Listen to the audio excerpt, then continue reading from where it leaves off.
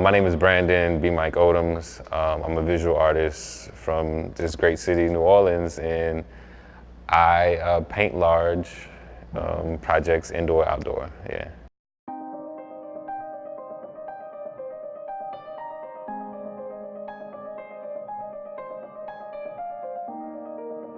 The first time I felt part of a community, I would say, goes way back to high school. New Orleans has a very specific creative scene, and I went to a school that was specific to art. And so being in that space, I found myself connected with folk purely because we all had this a certain level of talent or a certain level of passion for the arts. So starting off young, that was like my first community that I felt like I made a choice to be a part of. And there wasn't many things that we felt directly reflected what was going on. So I went out and sought these folk, and we bonded and we started to create, and as a result of us creating, we were super connected, almost as a family. Like, we spent the next 8 years together creating and building and learning. So that was a more intentional example. A more organic example would be, not too long ago, there was a project that became known as Project B, where I went into this abandoned apartment complex and started painting these murals.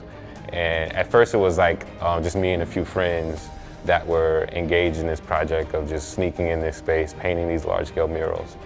As the images started to circulate, I found that when I went back there were other artists back there as well that were doing the same thing. And they were inspired by either the images that they saw or the opportunity that they saw. And so it became this space where organically this community began to build, where these creatives, these poets, these performers were all back there in these spaces that we were told we weren't supposed to go in, or we were told to be afraid of, but yet here we were making our own space, making our own community, if you will. And it was just exciting to see how something that was supposed to be a reminder of pain and neglect. This was a building that was 8 years neglected after Katrina. So this building as a symbol was supposed to be a reminder of all the things that Katrina did. But here we were in this space recreating that, performing alchemy, transforming it into something that we felt was more beneficial to us as well as the community directly around it. We saw the value, we were empathetic towards the problem, and we were close enough to the problem, we were proximate to the problem as well. So we couldn't just see it from a distance because this was across the street. You know, this was directly in our eye of sight every day. So because of that, it forced action. And I think with action being connected to empathy, it forced the desire to show people that there was beauty there,